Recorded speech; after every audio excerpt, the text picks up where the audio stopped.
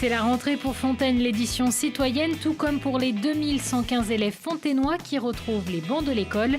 Cette année, après concertation, c'est le retour de la semaine scolaire de 4 jours, mais pas que. La ville a également opté pour les classes de CP dédoublées. Jusqu'au 4 novembre, le Vogue accueille une nouvelle exposition, Le Rabot du temps, de l'artiste photographe Sylvain Frappat.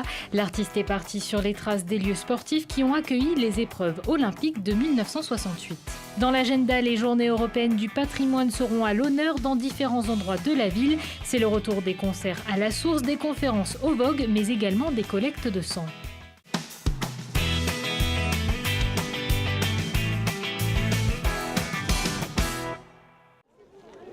Fini le mercredi pour 60% des élèves isérois, comme ici à Fontaine, à l'école de l'ancienne mairie. Après une large concertation, les Fontainois repassent à la semaine scolaire de 4 jours. Les enfants ont désormais école les lundis, mardis, jeudis et vendredis, de 8h30 à 11h30 et de 13h45 à 16h45. C'était pas simple, ça a été partagé. En tout cas, voilà, le résultat de la concertation a fait que majoritairement les Fontainois ont souhaité ce retour à 4 jours. Comme on s'y était engagé, on a respecté cet engagement. On est revenu, comme beaucoup de communes, à 4 jours cette année. Dans le contexte actuel du gouvernement, il faut qu'à chaque fois que les communes s'adaptent aux allers-retours et au va-et-vient perpétuel. Ce qui est important, ramenons toujours ça à l'enfant, quoi.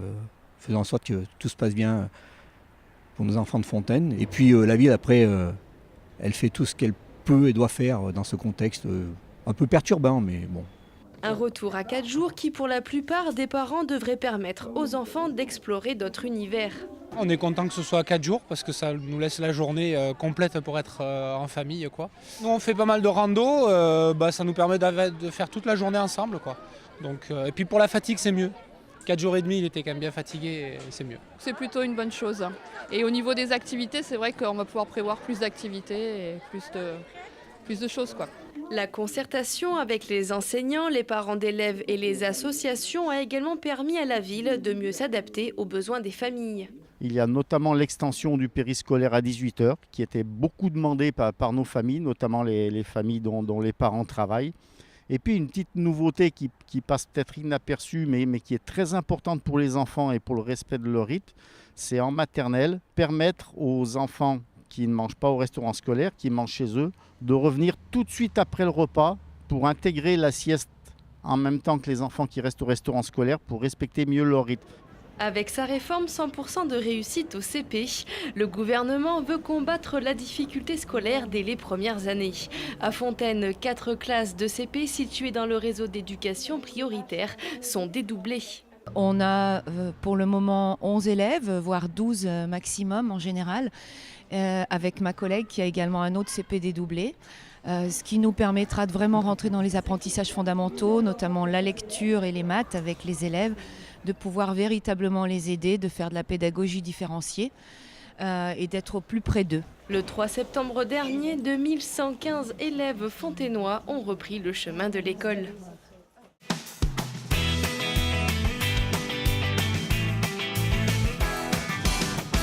« 1968, année olympique. Grenoble, ses montagnes, ses sportifs et ses infrastructures emblématiques. Piste de bobsleigh à l'Alpe d'Huez, tremplin de Saint-Nizier, piste de luge à Villard-de-Lans ou encore Palais des Sports de Grenoble. Mais 50 ans plus tard, la nature a repris ses droits et la patine du temps a fait son œuvre. Des stigmates que Sylvain Frappat a choisi d'immortaliser. Pour son exposition Le Rabot du temps, l'artiste a choisi l'argentique et expose au Vogue de Fontaine 25 photos couleurs en moyen format.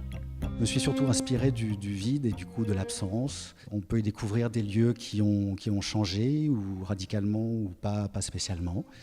On peut y voir le temps qui a fait son chemin, le temps qui a bouleversé des paysages. Je pense donc à ce fameux tremplin de Saint-Nizier-les-Moucherottes. On peut aussi, je pense également au tremplin de 70 mètres d'Autran, qui a servi pour le combiné nordique, qui est dans un état lui aussi dramatique. La piste de luge de Villard-de-Lans est elle aussi en totale décrépitude, mais c'est ce qui fait le charme encore de ce lieu. Et voilà, ça m'a aidé grandement, en tout cas, dans mon inspiration, quoi.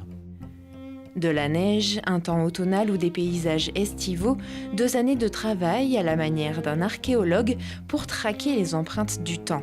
Sylvain Frappat donne à voir ce qui parfois ne se voit plus et remet en lumière des sites bien souvent inconnus des nouvelles générations. Entre réappropriation et abandon, un projet original qui ne pouvait que séduire le Vogue. Moi, ce qui m'a plu dans le projet, c'est de voir comment les sites des Jeux Olympiques se sont transformés avec le temps. Ce qui me plaît, c'est qu'il n'y a pas d'être humain, c'est des paysages qui sont assez vides. Et quand on regarde les photos, on se demande à des endroits s'il y a vraiment eu les Jeux Olympiques ou pas. C'est ça que j'ai trouvé assez intéressant, de voir comment la nature a pu reprendre ses droits. On a un sentiment de vide, d'ennui peut-être, de lassitude. Il y a quelque chose d'assez étrange en fait dans les photographies de Sylvain Frappat, moi qui m'intéresse beaucoup. Des non-lieux, des non-sujets, il n'y a presque plus rien à voir et pourtant le visiteur regarde quand même. Un pari audacieux réussi par Sylvain Frappat. Son exposition Le Rabot du Temps est à découvrir jusqu'au 4 novembre au Vogue de Fontaine.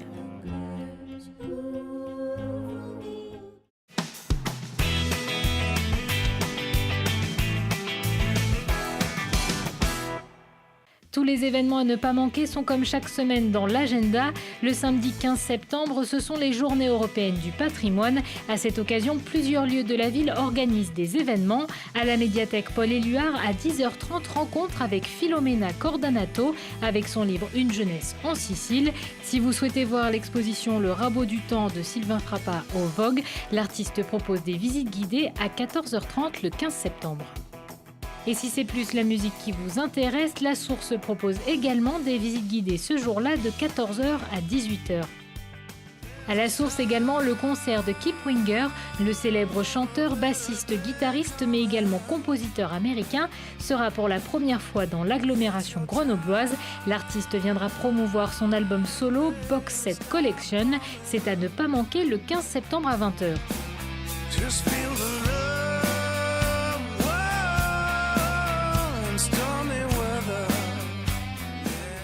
Le mardi 18 septembre, on vous attend nombreux pour la collecte de sang. C'est de 16h30 à 19h45, Salais de Montvigne. Au Vogue, le 20 septembre, Fabrice Nesta animera une conférence sur l'histoire de l'art. C'est à 19h30.